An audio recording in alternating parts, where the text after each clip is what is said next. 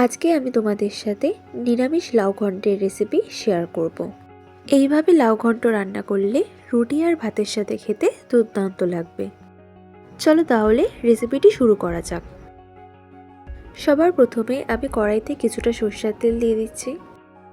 তেলটা গরম হয়ে গেছে, এবার কয়েকটা বড়ি তেলের মধ্যে ছেড়ে দিলাম। এখন মিডিয়াম ফ্লেমে বড়িগুলোকে লাল লাল করে ভেজে নেব। বড়িগুলো ভাজা হয়ে গেছে, এবার তেল থেকে বড়িগুলোকে তুলে নিচ্ছি।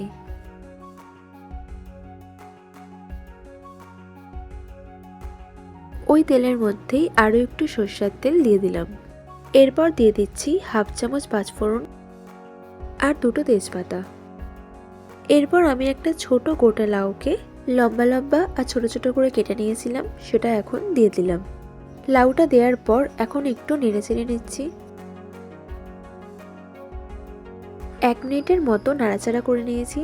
এবার দিয়ে দিচ্ছি অর্ধেকটা টমেটোর কুচি, 5 থেকে 6টার মতো কাঁচা লঙ্কা আর দুটো আলুকে ছোট ছোট করে কেটে দিয়ে দিচ্ছি।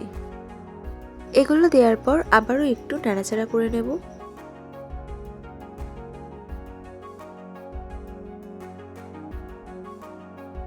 এরপর দিয়ে দিচ্ছি 1 চামচ হলুদ গুঁড়ো আর 1.5 চামচের মতো নুন। আর নুনটা তোমরা তোমাদের স্বাদ অনুযায়ী দিও।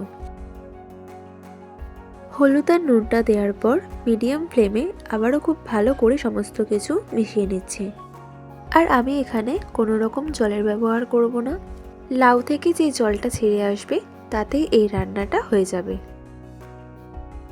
এবারে ভেজে রাখা বড়িগুলো দিয়ে দিচ্ছি।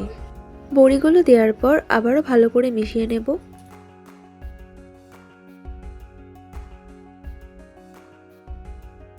এবার 20 মিনিটের জন্য ঢাকা দিয়ে রাখছি। 20 মিনিট হয়ে গেছে, এবার ঢাকনাটা খুলে নিলাম। তরকারিটা অনেকটাই মাখো মাখো হয়ে এসেছে আর লাউ আলু দুটোই গলে গেছে। এটাকে নেড়ে চেড়ে আরও মাখো মাখো করে নেব। এবারে দিয়ে দিচ্ছি কিছুটা ধনেপাতা কুচি। তবে ধনেপাতা কুচিটা অপশনাল, তোমরা চাইলে এটা না দিলেও পারো, কিন্তু ধনেপাতা কুচিটা দিলে লাউ ঘন্টের টেস্টটা বেশি ভালো আসে। ধনেপাতা কুচিটা দেওয়ার পর ভালো করে মিশিয়ে নিচ্ছি।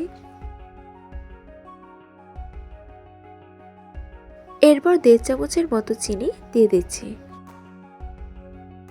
চিনিটা দেওয়ার পর আবারও খুব ভালো করে মিশিয়ে নিতে হবে। বড়িগুলো এইভাবে একটু ভেঙে ভেঙে দিচ্ছি।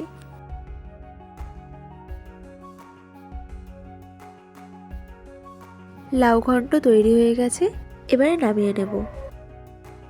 লাউ ঘন্টের এই রেসিপিটি তোমাদের ভালো লাগলে অবশ্যই আমার ইউটিউব চ্যানেলটি সাবস্ক্রাইব করে নিও। আর ভিডিওটা ফেসবুক থেকে দেখলে আমার ফেসবুক পেজটি ফলো করে দেওয়ার জন্য অনুরোধ রইল। আর ভিডিওটা ভালো লাগলে অবশ্যই একটা লাইক আর কমেন্ট করে দিও।